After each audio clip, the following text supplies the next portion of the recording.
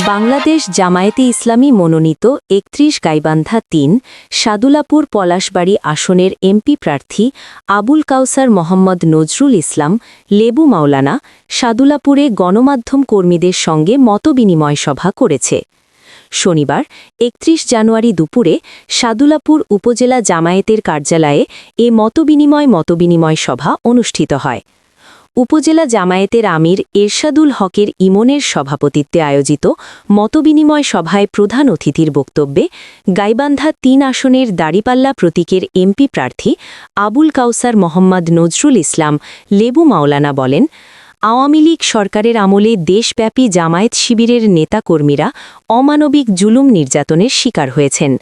তারা বিচারের নামে ফাঁসিতে ঝুলিয়েছে দেশবরেণ্য আলেম ওলামাদের। স্বাধীনতা, তথ্যের প্রবাহ ও সমাজের ন্যায় বিচারে অত্যন্ত গুরুত্বপূর্ণ গণমাধ্যম। সেই গণমাধ্যমকেও বিগত সময়ে জালিম সরকার সত্য প্রকাশে বাধা প্রদান করেছিল। তিনি আরও বলেন, আমরা মুক্ত গণমাধ্যমে বিশ্বাসী। আমরা চাই গণমাধ্যম কর্মীরা অবরুদ্ধ অবস্থা থেকে বেরিয়ে স্বাধীন সাংবাদিকতা করুন। তারা সত্যকে সত্য আর মিথ্যাকে মিথ্যা বলে তাদের লেখনীর মাধ্যমে তুলে ধরবেন। দেশের ধর্ম বর্ণ নির্বিশেষে সবার সমান অধিকার নিশ্চিত করতে জামায়াতে ইসলামী বদ্ধপরিকর জানিয়ে প্রধান অতিথি বলেন, মানবতার সেবায় ন্যায় ও ইনসাফের ভিত্তিতে দেশ পরিচালনার লক্ষ্যে বাংলাদেশ জামায়াতে ইসলামী কাজ করে যাচ্ছে। লেবু মাওলানা আরও বলেন, দাড়িপাল্লার বিজয় হলে জামায়াতে ইসলামী দেশের মানুষের শাসক নয়, সেবক হবে এবং প্রতিটি এলাকার স্বাস্থ্য ও শিক্ষা খাতসহ বিভিন্ন প্রতিষ্ঠানের উন্নয়ন করবেন বলে প্রতিশ্রুতি ব্যক্ত করেন তিনি। উপজেলা জামায়াতের সেক্রেটারি সিরাজুল ইসলামের সঞ্চালনায় মতবিনিময় সভায় উপজেলা জামায়াতের বিভিন্ন পর্যায়ের নেতাকর্মীসহ প্রিন্ট ও ইলেকট্রনিক মিডিয়ার সংবাদকর্মীবৃন্দ এ সময় উপস্থিত ছিলেন। আগামীকাল জনসভায় আমরা আমাদের নির্বাচনী ইস্তেহার সম্পর্কে বিভিন্ন বিষয়ে আমরা মূল আলোচনা ওখানে রাখবো। আমাদের আগামীকাল প্রোগ্রামে উপস্থিত থাকবেন দীর্ঘদিন থেকে আমাদের মূল পরিকল্পনা হলো, মূল চিন্তা হলো, আমরা এই দেশে আল্লাহর আইন সন্দেহের শাসন প্রতিষ্ঠা করতে চাই। এই আন্দোলন করতে করতে আমাদের কেন্দ্রের নেতাদেরকে ফাঁসি দেওয়া হলো 5 জনকে। আল্লামা দিলওয়ার সাইদি শাইমত আলেমে দিনকে কারাগারে শেষ পর্যায়ে বিস্ফোরণে হত্যা করা হলো এবং আরও অনেক নেতাদেরকে কারাগারে চিকিৎসাবিহীন অবস্থায় তার মৃত্যুবরণে। সব মিলে আমরা দীর্ঘদিনের আমাদের চাওয়া পাওয়া যে আমরা এই দেশে আল্লাহর এই সন্দেহের শাসন আমরা প্রতিষ্ঠা করতে চাই এবং আমরা দেখতে চাই। আল্লাহ তাআলা এবার আমাদেরকে সুযোগ করে দিয়েছেন। বৈষম্যবিরোধী ছাত্র আন্দোলন এবং আমাদের নেতাদের ত্যাগ কোরবানি আল্লাহর কাছে গ্রহণযোগ্য হয়েছে। আবু সাইদের মতন ছেলেরা অনেকেই শাহাদত বরণ করেছে। আবু সাইদের দৃশ্যটা সারা দেশে তো আলাদা একটা অবস্থান সৃষ্টি হয়েছে। দুহাত মিলে বলেন গুলি কর। এই দৃশ্য যারা দেখেছেন তারা হতভম্ব হয়েছেন এবং এর মৃত্যুর পর থেকে আন্দোলন আরও বৃদ্ধি হয়েছে।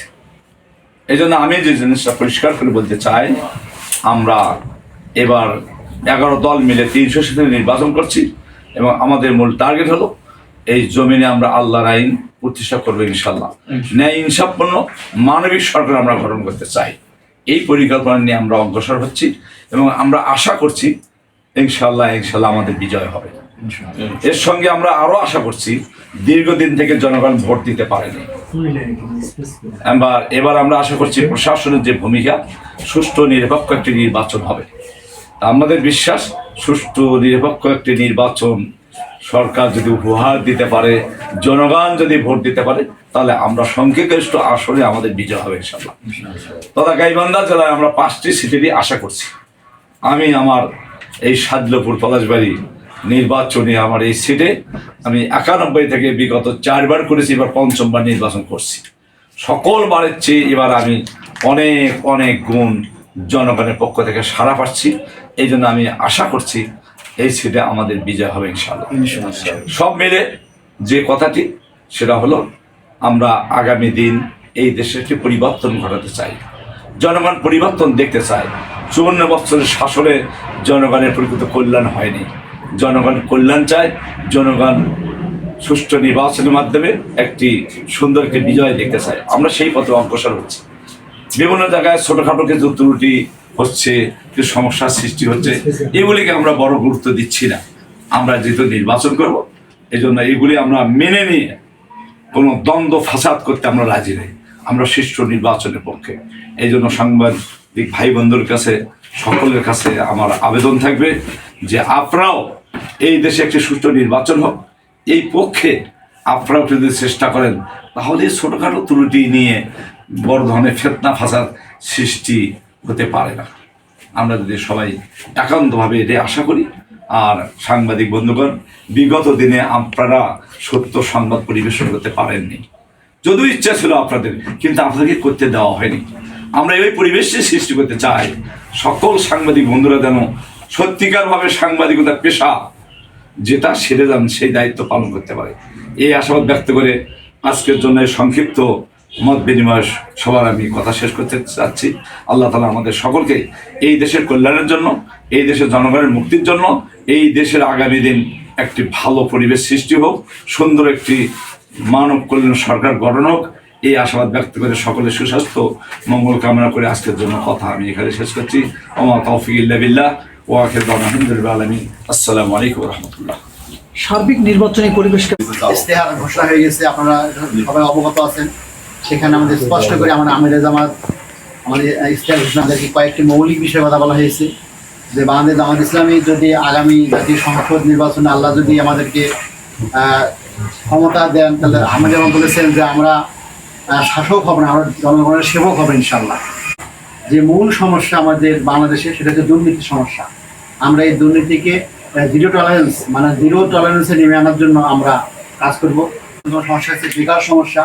এই বেকার সমস্যাটাকে আমরা সমাধান করার জন্য আমরা প্রতিটি জেলায় জেলায় আমাদের জনগণকে কিভাবে জনসম্পদে রূপান্তরিত করা যায়, এই জন্য আমরা প্রতিটি জেলায় জেলায় জেলায় জেলায় আমাদের একটা বিশেষায়িত একটা হাসপাতাল আমরা প্রতিষ্ঠা করব। এটা করবেন। আমি আশা করি যে আপনাদের সুচিন্তিত পরামর্শ এবং সুচিন্তিত প্রশ্ন এবং মতামত আমরা আগামী দিনে আমাদের এই সাদুল্লাপুর পলাশবাড়ি যে অবহেলিত এলাকা, মহঙ্গা এলাকা, যাতে আমরা সুন্দরভাবে সৎ নেতৃত্ব আমাদের প্রার্থীকে বিজয়ের মাধ্যমে যাতে এই অসমাপ্ত যে কাজগুলো আছে, যে অবহেলিত যে কাজগুলো আছে, এগুলো যাতে আমরা সমাধান করতে পারি। নিউজ ডেস্ক, সারা বাংলা সংবাদ, ঢাকা।